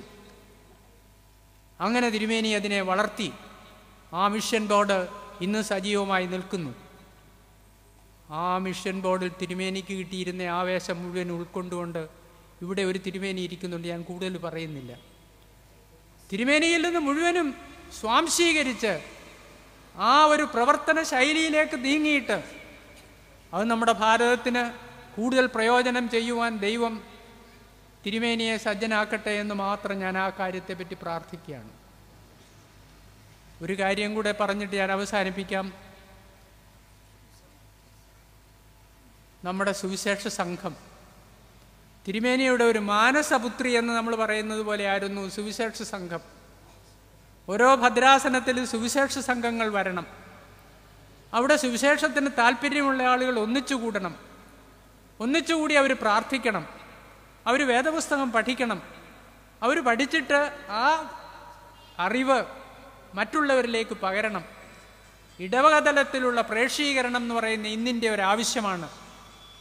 തിരുമേനി പ്രസംഗിച്ച കാര്യം നമുക്ക് ഓർമ്മയുണ്ടല്ലോ. ഇന്ന് ലോകത്തിൽ പല പ്രശ്നങ്ങൾ ഉണ്ടായിക്കൊണ്ടിരിക്കുമ്പോൾ ഇതിനൊരു പരിഹാരം കണ്ടെത്തണമെങ്കിൽ ഓരോ ഇടവകയിലുമുള്ള ജനങ്ങൾ ഈ സമൂഹത്തിലേക്ക് ഇറങ്ങി പ്രവർത്തിക്കുവാനും മാതൃകാപരമായ ജീവിതം കൊണ്ട് ദൈവത്തിൻ്റെ സാക്ഷ്യം നൽകാനും കഴിഞ്ഞെങ്കിൽ മാത്രമേ നമ്മുടെ സഭ ധന്യമാവുകയുള്ളൂ. ഇടവകതലത്തിലുള്ള പ്രവർത്തനത്തെ ഭംഗിയാക്കാനാണ് തിരുമേനി സുവിശേഷ സംഘങ്ങൾ ഉണ്ടാക്കിയത്. അതിന്നും തുടർന്നുകൊണ്ടിരിക്കുന്നതിൽ ദൈവത്തിന് നമുക്ക് നന്ദി പറയാം. തിരുമേനിയുടെ മെത്രാപ്പോലീത്ത എന്നുള്ള പ്രവർത്തനം വിജയിച്ചത് ഒരു വാചകത്തിൽ ഞാൻ പറയാം. ഇവിടെ ഇരിക്കുന്ന ഈ അച്ഛന്മാരെല്ലാം തിരുമേനിയുടെ ശിഷ്യന്മാരാണ്. അതുകൊണ്ട് ശിഷ്യന്മാരെ അങ്ങ് വിട്ടേച്ചാൽ മതി, തിരുമേനിയുടെ ആവേശം ഉൾക്കൊണ്ടുകൊണ്ട് അവർ പ്രവർത്തിച്ചോളൂ എന്നുള്ളത് തിരുമേനിക്ക് നല്ല വിശ്വാസമാണ്. മറ്റൊന്ന്, തിരുമേനി ആളുകളെ വിശ്വസിക്കുമായിരുന്നു. അതാണ് ഏറ്റവും പ്രധാനമായിട്ട് എനിക്ക് തോന്നുന്നത്. ഒരു കാര്യം ആരെയെങ്കിലും ഏൽപ്പിച്ചു കഴിഞ്ഞാൽ തിരുമേനി അവരെ വിശ്വസിക്കുന്നു. വിശ്വസിച്ച് കഴിഞ്ഞാൽ പിന്നെ അവർ അവിശ്വാസം കാണിക്കത്തില്ല. അങ്ങനെ വിശ്വസിച്ചതുകൊണ്ടാണ് തിരുമേനി ഈ രംഗങ്ങളിലെല്ലാം പ്രവർത്തിക്കുമെങ്കിലും ഭദ്രാസന പ്രവർത്തനം സുഗമമായി കൊണ്ടുപോകാൻ തിരുമേനിക്ക് സാധിച്ചത്. അതുകൊണ്ട് തിരുമേനിയുടെ പ്രസംഗങ്ങളിൽ നീതിയെപ്പറ്റിയും സ്നേഹത്തെപ്പറ്റിയും അതുപോലെ പങ്കുവയ്ക്കലിനെ പറ്റിയും ഉള്ള പ്രഭാഷണങ്ങളാണ് നമ്മുടെയൊക്കെ ഹൃദയത്തിൽ തങ്ങി നിൽക്കുന്നത്. ഒരു വാചകം കേൾക്കുമ്പോൾ നമുക്ക് പ്രയാസം തോന്നും. നാമൊക്കെ ഇപ്പോൾ കോടിക്കണക്കിന് രൂപ ചെലവാക്കി വീട് വയ്ക്കുന്നവരാണ്. തിരുമേനി ഓടി നടന്ന് പ്രസംഗിക്കും. എന്താണെന്നറിയാമോ? ഓരോരുത്തർ വലിയ വീടുകളൊക്കെ വയ്ക്കുന്നു, ലക്ഷക്കണക്കിന് രൂപ മുടക്കി വീട് വയ്ക്കുന്നു. 50,000 രൂപ മുടക്കി ഒരു പാവത്തിനൊരു വീട് കൊച്ചു വെച്ചതിന് ശേഷം ഈ വലിയ വീട്ടിൽ താമസിക്കാമെന്ന് എന്തുകൊണ്ട് ആ മനുഷ്യന് ആ പങ്കുവയ്ക്കലിൻ്റെ അനുഭവത്തിലേക്ക് വരുന്നില്ല എന്ന് ചോദിക്കുന്ന ആ ചോദ്യം, പക്ഷേ അത് തിരുമേനിക്ക് മാത്രമേ ചോദിക്കാൻ പറ്റൂ. ധൈര്യപൂർവ്വം തിരുമേനിക്ക് മാത്രമേ അത് ചോദിക്കാൻ പറ്റുള്ളൂ. പറഞ്ഞു, നീ ഇങ്ങനെ വീട് വെച്ചാൽ നിനക്ക് സ്വർഗത്തിൽ ഒരു ചെറ്റക്കുടിൽ പോലും കാണുകയില്ല എന്ന് പറയാനും കൂടെ തിരുമേനി ധൈര്യം കാണിച്ചു. അതുകൊണ്ട് നമുക്കിപ്പോൾ ചെയ്യാനുള്ള കാര്യം എന്താണ്? ഞാനങ്ങ് പറയുകയാണ്. ഗോപാലകൃഷ്ണ ഗോഖലെ സരോജിനി നായിഡുവിനോട് പറയും, നിന്റെ ആ തലച്ചോറിൻ്റെ ഒരു ഭാഗം ഈ സ്വതന്ത്ര ഭാരതത്തിന് വേണ്ടി നീ കൊടുക്കണം. ഇന്ത്യയുടെ വലിയ ഗാനഗോകുലമാണല്ലോ സരോജിനി നായിഡു, നൈറ്റിംഗേലാണ്. നീ ഈ ഭാരതത്തിന് വേണ്ടി നിന്റെ ബ്രെയിനിൻ്റെ ഒരു ഭാഗം കൊടുക്കണം. തിരുമേനി ഇപ്പം നിങ്ങളോട് പറയുന്നത് എന്താണ്, എന്നോട് പറയുന്നത് എന്താണെന്നറിയാമോ? ഞാൻ ഇത്രയും ആതുര സേവന രംഗത്തിലേക്ക് പ്രവർത്തിക്കുന്നു. അവരുടെ ആളുകളെ അനേകം യുവാക്കന്മാരവിടെ പ്രവർത്തിക്കുന്നു, അവിവാഹിതരായിട്ട് വീട് വിട്ടിറങ്ങി തിരുമേനി പറയുന്ന പ്രദേശത്ത് കെ എ ഫിലിപ്പ് റമ്പാച്ചൻ്റെ നേതൃത്വത്തിൽ നടക്കുകയാണ് ഈ കുഞ്ഞുങ്ങളൊക്കെ, ഈ അച്ഛന്മാരും ഒക്കെ നടക്കുകയാണ്. ഇത് നടക്കുന്നതിന് ഈ കുഞ്ഞുങ്ങൾക്ക് വെള്ളം കൊടുക്കുന്നതിന് പൈസ വേണ്ടേ? അവർക്ക് വിദ്യാഭ്യാസം കൊടുക്കാൻ കാശ് വേണ്ടേ? അതുകൊണ്ട് നാം ഇപ്പോൾ സരോജിനി നായിഡുവിനെ പോലെ ഒരു ബ്രെയിനിൻ്റെ ഒരു ഭാഗം മാറ്റിവെക്കാൻ പറയുകയാണ്. നമ്മുടെ ഈ ബ്രെയിനിൻ്റെ ഒരു ഭാഗം മാറ്റിവെച്ച് തിരുമേനിയുടെ മഹത്തായ സംരംഭത്തിന് ഞാൻ ഒരു വർഷം 500 രൂപയെങ്കിലും ഞാൻ കൊടുക്കും എന്നൊരു തീരുമാനമെടുക്കാൻ കഴിയുമോ? അങ്ങനെ ഭാരത ഓർത്തഡോക്സ് സഭയ്ക്ക് ഒരു നല്ല മിഷൻ പ്രവർത്തനം നടക്കട്ടെ. അതിന് തീരുമാനമെടുക്കാതെ പോയാൽ ഈ വചനം കാർമേഘം പോലെ ഈ അന്തരീക്ഷത്തിൽ പറക്കുകയുള്ളൂ.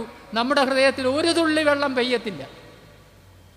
വചനപ്രഘോഷണം കേട്ടിട്ട് അത് പെയ്യാതെ പോകുന്ന കാർമേഘം പോലെ നമ്മുടെ തലയ്ക്ക് മീതെ പറന്നുപോയാൽ ഇവിടെ ഈ പന്തലിനടിയിൽ ഇരുന്നത് കൊണ്ട് ദൈവം നമുക്ക് എന്തെങ്കിലും തരുമോ? പക്ഷേ വചനം ജഡമായി എന്നിപ്പോൾ അച്ഛൻ പ്രസംഗിച്ചല്ലോ. വചനം ജഡമാകണം, മെറ്റീരിയലൈസ് ചെയ്യണം എന്ന് ഇംഗ്ലീഷിൽ പറയും. ഈ ദൈവത്തിൻ്റെ വചനം മെറ്റീരിയലൈസ് ചെയ്യണം. ഈ കൈ അതിന് പൊങ്ങണം. ദൈവം ഈ തന്നിരിക്കുന്ന കരങ്ങൾ കൊണ്ട് നമുക്ക് കിട്ടിയിരിക്കുന്ന സമ്പത്തിൻ്റെ ഒരു വിഭാഗം ഞാൻ അറിയപ്പെടാത്ത കുഷ്ഠരോഗികളുടെ മക്കൾക്ക് വേണ്ടി ഞാൻ കൊടുക്കുന്നു എന്ന് പറഞ്ഞ് കൊടുക്കാനാണ്. ബദനി വരെ ഒന്ന് പോയാൽ മതി, ഇഷ്ടം പോലെ അവിടെ രസീതുകൾ കിടപ്പുണ്ട്. ഏതിനാ കൊടുക്കുന്നതെന്ന് വെച്ചാൽ ഒന്ന് കൊടുത്താൽ മതി. അതിന് നമ്മളെടുക്കുന്ന പെയിൻ സ്വർഗരാജ്യത്തിൽ കണക്കിടുമെന്നാണ് ഞാൻ പറയുന്നത്. തിരുമേനിയുടെ അന്ത്യകാലത്തെ പറ്റി പറയുമ്പോൾ അതുകൂടെ പറഞ്ഞ് ഞാൻ നിർത്തുകയാണ്. സമയത്തിൽ അല്പം അതിക്രമിച്ചു. തിരുമേനിക്ക് ഇച്ചിരി ഇത് തന്നിട്ടുണ്ട്, അതുകൊണ്ടിൻ്റെ കെയർ ഓഫിലാണ് ഞാൻ ഇത്രയും പറഞ്ഞത്. എങ്കിലും തിരുമേനിയെ പറ്റി പറഞ്ഞാൽ തീരത്തില്ല, ഒരുപാട് കാര്യങ്ങൾ പറയാനുണ്ട്. എങ്കിലും തിരുമേനിയുടെ അന്ത്യകാലത്ത് എന്തായിരിക്കും തിരുമേനി ഹൃദയത്തിൽ മന്ത്രിച്ചതെന്ന് ഞാനിങ്ങനെ ആലോചിച്ചപ്പോൾ ഇതായിരിക്കും. പൗലോസ് അപ്പോസ്തലനെ പോലെ ജീവിച്ചാലും മരിച്ചാലും ദൈവം മാത്രം മതി എനിക്ക്, ജീവിച്ചാലും മരിച്ചാലും ദൈവം മാത്രം മതി എനിക്ക്. തിരുമേനി ഇവിടെ നിന്നുകൊണ്ട് പാടുന്ന ആ പാട്ട് നമ്മുടെ എല്ലാം ആ മനസ്സിലൊന്നും വരുന്നില്ലേ? തിരുമേനി ആ ജീവിച്ചാലും മരിച്ചാലും എന്ന് പറയുന്ന ആ ഉയർന്ന ശബ്ദം ഇപ്പോൾ നമ്മുടെ മനസ്സിൽ വരുന്നില്ലേ? ആ ശബ്ദമായിരിക്കും തിരുമേനി കിടന്നപ്പോൾ തീർച്ചയായിട്ടും തിരുമേനി പ്രാർത്ഥിച്ചതെന്ന് ഞാൻ വിചാരിക്കുന്നു. ഞാൻ ഒരു ചെറിയ പദ്യഭാഗം കൂടെ വായിച്ചെൻ്റെ വാക്കുകൾ അവസാനിപ്പിക്കുകയാണ്. സിസ്റ്റർ ബെനീജ എഴുതിയ 4 വരി പാട്ടുകൾ തിരുമേനിക്ക് വേണ്ടി പറ്റുമെന്നാണ് എനിക്ക് തോന്നുന്നത്.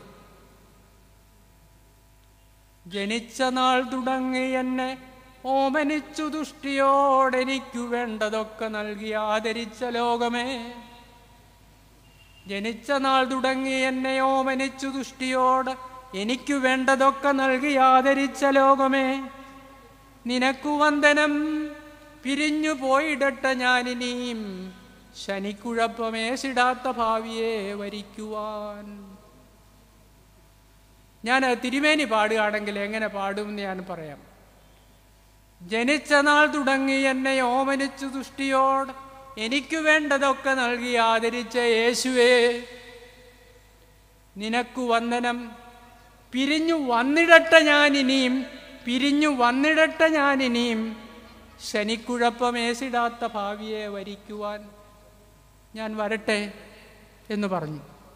ഗോഖലെ മരിക്കാൻ നേരത്ത് പറഞ്ഞ വാചകം കൂടെ പറഞ്ഞ് ഞാൻ അവസാനിപ്പിക്കുകയാണ്.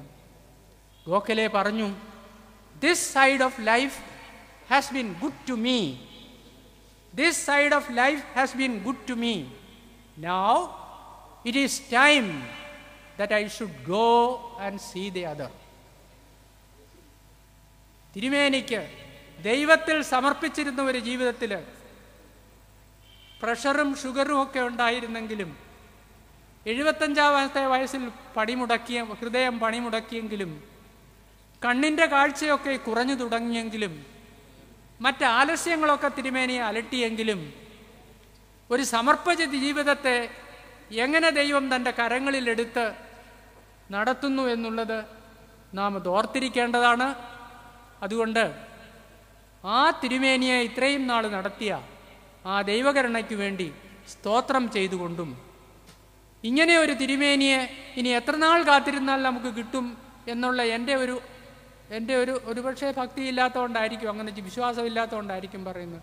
ദൈവത്തിന് വിചാരിച്ചാൽ എപ്പോൾ വേണേൽ ഉയർത്തരുതോ? എങ്കിലും ഒരു തിരുമേനിയെ നമുക്ക് കിട്ടിയത് വളരെയധികം സന്തോഷത്തോടുകൂടെ ദൈവത്തിന് നന്ദി അർപ്പിച്ചുകൊണ്ട് ഈ സ്മരണാഞ്ജലി അവസാനിപ്പിക്കുന്നു. തിരുമേനിയുടെ പ്രാർത്ഥന നമുക്ക് കോട്ടയായിരിക്കട്ടെ. ദൈവം നമ്മെ എല്ലാവരെയും അനുഗ്രഹിക്കട്ടെ. സഭയെ വെച്ചരെ അതിക്രമിച്ചു എന്നാണ് എഴുതി തന്നിരിക്കുന്നത്. അത് ശരിയാണെങ്കിലും പാവപ്പെട്ടവൻ്റെ ആവേശം കൊണ്ട് ഇത്രയും പറഞ്ഞു പോയതാണ്. നിങ്ങൾ ക്ഷമിക്കണം. ഈ കൺവെൻഷൻ്റെ ജീവനും തേജസ്സുമായിരുന്ന മലങ്കര സഭാരത്നം അഭിമന്യ ഡോക്ടർ ഗീവർഗീസ് മാർ ഒസ്താത്യോസ് തിരുമേനിയോട് തിരുവല്ല സെൻട്രൽ കൺവെൻഷനുള്ള കടപ്പാട് വാക്കുകൾക്ക് അതീതമാണ്. അഭിമന്യ തിരുമേനിയുടെ പാവന സ്മരണ നിലനിർത്തുവാൻ, അദ്ദേഹത്തിൻ്റെ സ്വപ്നങ്ങളെ ചിറകിലേറ്റുവാൻ, സമൂഹത്തിലെ പാർശ്വവൽക്കരിക്കപ്പെട്ടവരെ ഉദ്ധരിക്കുവാൻ മോർ ഒസ്താത്യോസ് ചാരിറ്റി എൻവോൺമെൻറ്റിൻ്റെ ഉദ്ഘാടനം ഇത്തരണത്തിൽ നിർവഹിക്കപ്പെടുന്നു. കണക്കാട്ട് ബഹുമാനപ്പെട്ട ജേക്കബ് ഫിലിപ്പച്ചൻ അഭിമന്യ തിരുമേനിയുടെ പക്കൽ 1,00,000 രൂപയുടെ ചെക്ക് ഏൽപ്പിച്ചുകൊണ്ട് ഈ ഫണ്ടിൻ്റെ ഉദ്ഘാടനം നിർവഹിക്കപ്പെടുന്നു. അഭിമന്യ ഗീവർഗീസ് മാർ ഒസ്താത്യോസ് തിരുമേനിയുടെ നാമത്തിൽ സ്ഥാപിക്കുന്നതായ ഈ ഫണ്ടിന് എല്ലാ ആശംസകളും നേർന്നുകൊണ്ട് എൻ്റെ എളിയ സംഭാവന അഭിമന്യ തിരുമേനിയെ ഏൽപ്പിക്കുന്നു.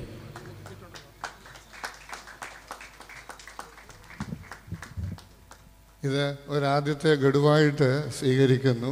ഇതുപോലെ പന്തലിരിക്കുന്നവരും കൊണ്ടു തരികയാണെങ്കിൽ സ്വീകരിക്കുവാൻ ഞാൻ തയ്യാറാണ് എന്നുള്ള കാര്യം ഓർപ്പിക്കുന്നു. ഇന്ന് രാവിലെ നമ്മുടെ യാചാരാം ബാലഗ്രാമിലെ അച്ഛൻ എന്നെ വിളിച്ചിട്ട് ഈ മാസം അവിടെ ഉള്ളവർക്ക് കാര്യങ്ങൾ നടത്തിക്കൊണ്ടു പോകാൻ പ്രയാസമാണ്, ഒരു 3,00,000 രൂപയെങ്കിലും വേണമെന്ന് എന്നോട് ആവശ്യപ്പെട്ടു. ശനിയാഴ്ച വരെ ഞാൻ സമയം ചോദിച്ചു. തിരുമേനി ദൈവസന്നിധിയിലായി ഫിലിപ്പറമ്പാച്ചൻ ഈ ഭാരം ചുമന്നുകൊണ്ട് ഓടാനുണ്ടായിരുന്നു. അദ്ദേഹം ഇപ്പോൾ ക്യാൻസർ ബാധിതനായി ഇന്നലെ ഒരു ഓപ്പറേഷന് വിധേയനായി വലിയൊരു ആശുപത്രിയിലാണ്. ഇത് ഞാൻ നിങ്ങളുടെ മുമ്പിൽ ഈ പ്രയാസമൊന്ന് സമർപ്പിക്കും. അഭിമന്യ തിരുമേനിയുടെ അനുവാദത്തോടെ 2 പുസ്തകങ്ങളുടെ പ്രമുക്തീകരണം ഈ വേദിയെ കൂടുതൽ ധന്യമാക്കുകയാണ്. ശ്രീ KM മാത്യു സാർ രചിച്ച ഹരിത രശ്മികൾ അഭിമന്യ തിരുമേനി കൺവെൻഷൻ സെക്രട്ടറി ബഹുമാനപ്പെട്ട കോശി ഫിലിപ്പച്ചന് നൽകിക്കൊണ്ട് നിർവഹിക്കുന്നു. 30 ലേഖനങ്ങൾ അടങ്ങിയ പുസ്തകത്തിലെ 5 ലേഖനങ്ങൾ വിദ്യാഭ്യാസ സംബന്ധവും 10 ലേഖനങ്ങൾ സഭാപിതാക്കന്മാരുമായിട്ട് ബന്ധപ്പെടുന്നവയുമാണ്.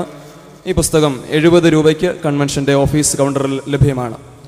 2ാമത് പുസ്തകം വെൺപാല സെൻറ് മേരീസ് ഓർത്തഡോക്സ് ഇടവാംഗമായ ശ്രീമതി മറിയം ചിറയിൽ രചിച്ച ജീവിതയാത്രയിലെ നക്ഷത്ര കാഴ്ചകൾ എന്ന പുസ്തകവും അഭിമന്യ തിരുമേനി ആദരണീയനായ ഡോക്ടർ അലക്സാണ്ടർ കാരയ്ക്കൽ സാറിന് നൽകി പ്രകാശനകർമ്മം നിർവഹിക്കുന്നു. വിശുദ്ധ വേദപുസ്തക കഥാപാത്രങ്ങളെ കാലഘട്ടത്തിൻ്റെ കാഴ്ചപ്പാടുകളിൽ ദർശിക്കുന്ന ഈ പുസ്തകത്തിൽ ഹൃദ്യമായ കഥകളും അടങ്ങിയിരിക്കുന്നു. ഡോക്ടർ അലക്സാണ്ടർ കാരയ്ക്കൽ സാറിൻ്റെ അവതാരികയുമുണ്ട്. ഈ പുസ്തകത്തിന് 60 രൂപ നിരക്കിൽ കൗണ്ടറിൽ ലഭ്യമാണ്. 20ാമത് സെൻട്രൽ കൺവെൻഷൻ്റെ ഉദ്ഘാടന ദിവസത്തിലെ വചന ശുശ്രൂഷയ്ക്കായി ആദരണീയനായ വർഗീസ് ടി വർഗീസ് അച്ഛനെ സാദരം ക്ഷണിച്ചുകൊള്ളും.